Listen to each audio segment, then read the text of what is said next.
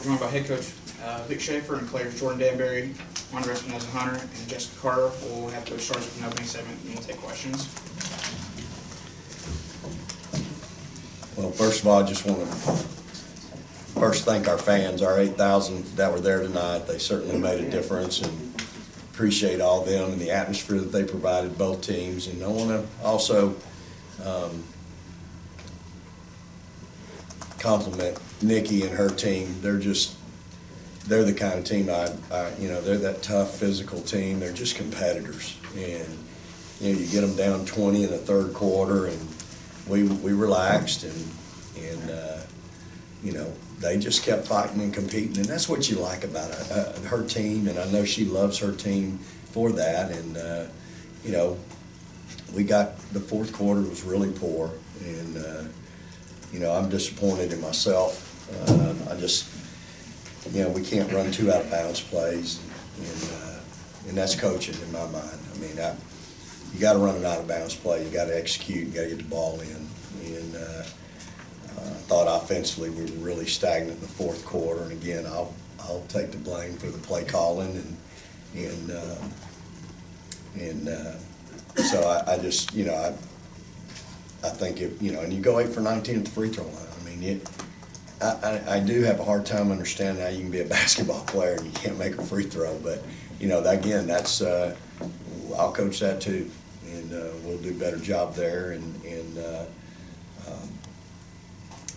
But I just really thought that once we got up, we just kind of got complacent, to be honest with you. And somebody said, well, your team's probably been looking ahead. And if my team's been looking ahead, again, I'll wear that, because you can't look ahead in this league. You look ahead in this league and something like almost just happened will happen every time. And so proud of Jess. She went 40 minutes tonight and just competed her rear end off. And, she had a heck of a stat line, 6 for 9. She has 11 and 13, double-double with 3 blocks and 3 steals. Andy's probably wondering what's wrong with me. She went 37 minutes tonight and just played really good. I just had a gut feeling about her tonight, and she played awfully well. Made some really good decisions, and then Jordan is Jordan. When she gets out and gets in the open floor, it's just hard to deal with her. And we just couldn't get her out in the open floor very much. But when we did, she was really good. Mitchell for them and Alfua, they go 15 for 21 at the 4-5. And that's just, I can't tell you the last time we've given that up at the 4-5. And those kids are just workhorses, and you got to just love their competitive spirit. And so I am proud of my team. Obviously not our best night, but good enough. We've got to be better. We gave up 14 second chance points tonight, and they had 48 points in the paint. We had 52, but we just, I've got to coach better and teach better. At the end of the day, proud of my team. Glad to get the win in this league. They're all beautiful. That's a really good team. They had gone into number 8 and beaten A&M on the road, and I'm proud of how we played.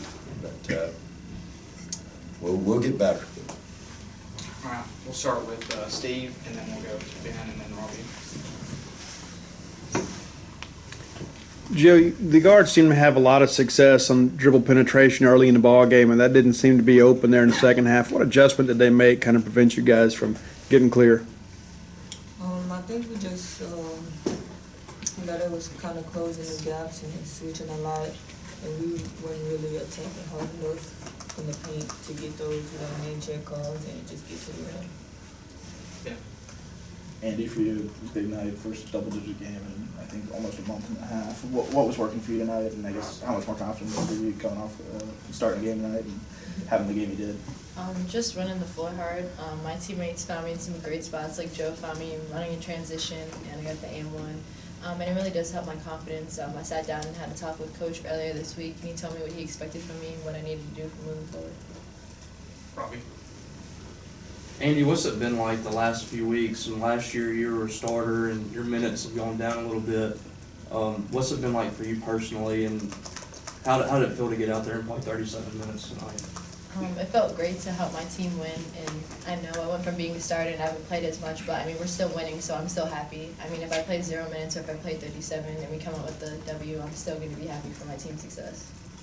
Go Jalen. Coach, it seemed like they were getting a lot of two-dribble penetration at the top of the key, and they would get a floater or a dish out to the D. Was that like a communication or just the team being complacent, like you said? Again, I don't know that we were complacent. I just think we probably took our foot off the gas pedal a little bit, but I think they're really good. You know, those guards are hard to deal with. For whatever reason, we struggled a little bit tonight in guarding, which we haven't. You know, we've been pretty good. We did a great job in the second quarter. They shot 27%, but the third quarter and the fourth quarter were much different. And again, you got to give them credit. Those kids are really talented and really skilled, and you know, we just didn't handle it very well tonight for whatever reason. I don't know.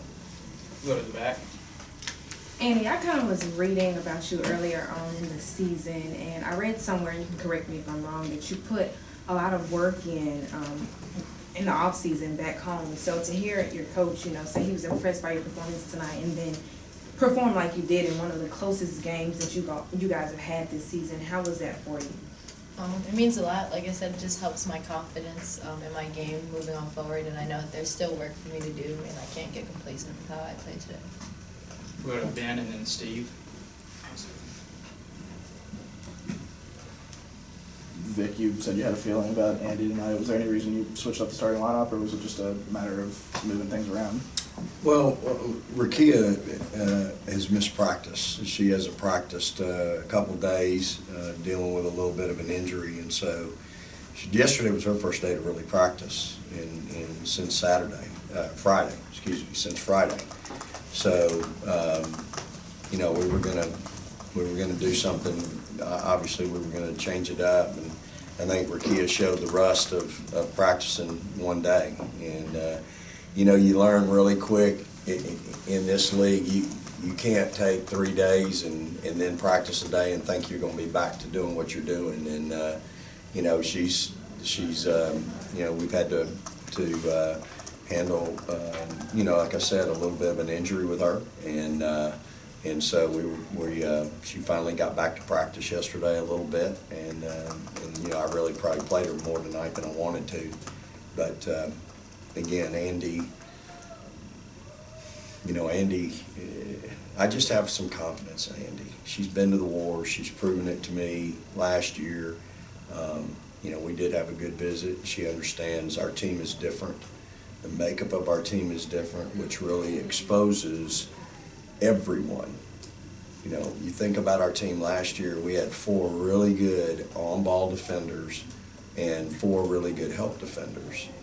And Andy became a little bit better of a help defender. She took a charge tonight, and that's always a plus. But now all of a sudden you've got maybe 2, and so I think, you know, then it exposes maybe some others. And so, you know, she understands that. But one thing I always see in Andy is I see a kid that plays pretty hard. She may not play great or well, but she's always going to play hard. And if I can just get her to kind of eliminate some of the things that I know she, you know, she could just eliminate a couple things. She can be a really good one for her. I have so much confidence in her shooting the ball, probably as much as anybody on our team. And if I can get her a look, I'm going to do it. So, Steve. Just Coach mentioned you're getting up 20 and taking back out to 18 a couple times, and he felt like you guys might have relaxed a little bit. How do you respond to that? And did you sense that the team perhaps relaxed when you got a big lead? I wouldn't say that we relaxed because we got a big lead, but we could have played harder at times. We should have did things smarter and stuff. Jess had an awfully big charge. Did you take 1 or 2? 2. Yeah, I knew she'd know.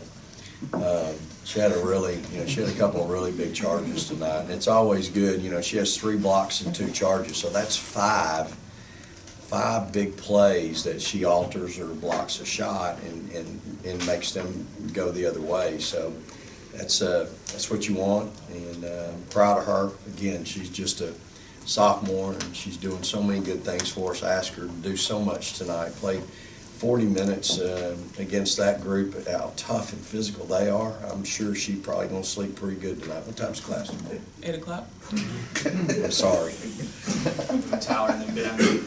Jess, I was just about to ask you about those charges and then the block on LSU's last possession. You were really efficient offensively, but how good did it feel to make those plays? Because those were really ones that turned the game, and then the block essentially won it.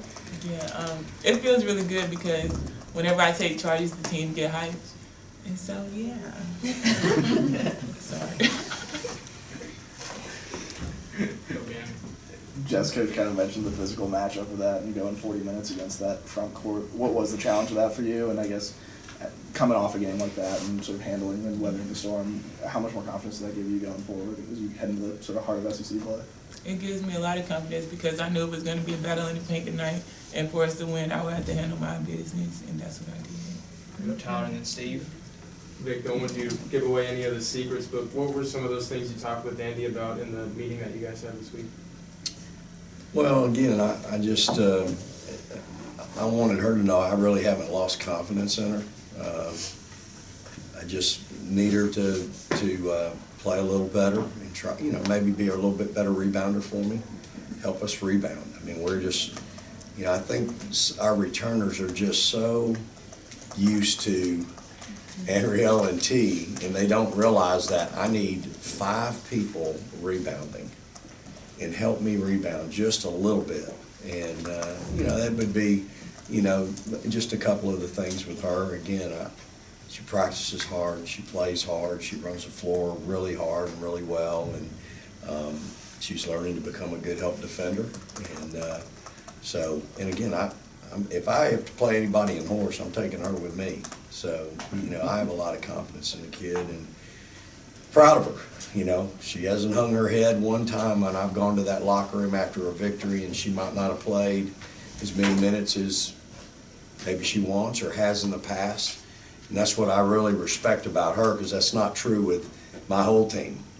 And, I just have a real appreciation for someone who, and I know she's disappointed. I know she wants to play more, but she's not done that one time in my mind. And again, I think the game honors hard work. The game honors those that honor the game. I think she honors the game. I think she puts in the time. Her and Chloe spend so much time in the gym shooting, and I think the game honored her. Steve.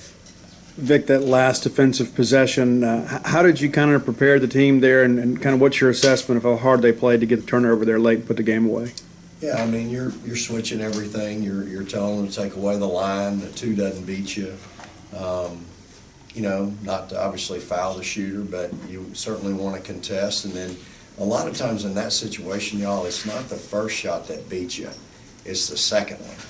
And so, when you got to go rebound the miss. And as it turned out, they were going inside and ended up shooting the 2 because we had taken away the perimeter so well. And Jess really made a big play down there, obviously. So, but yeah, we talked about that, and we've been through it a little bit in practice, but it's nice to have some veterans out there that know what they're doing. And again, I also had some young ones out there that don't know what they're doing, and that's just part of it. We're a very young, inexperienced team, y'all, and but we're really skilled, and I love them. They're a fun group. I gotta coach better and teach better at the end of the day, y'all. I'm proud of my team tonight, but I've got to do better. Anything else? We have time for one more. We'll finish with Tom in the back.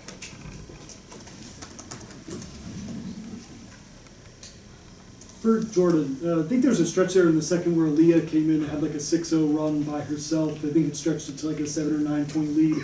Having that coming off the bench, as you get deeper into SEC play, how important is having someone like that step up in big minutes like that? It's very important just to, develop our depth on the team and, develop those freshmen. She's not scared. I don't think any of our freshmen are scared to play and we're scared to be in big moments in games. So I think Aaliyah came in, did a good job of attacking, did a good job of doing what Coach Schaefer asked her to do. And I think she played pretty hard. So it's great to have that coming in off the bench. It keeps the games going.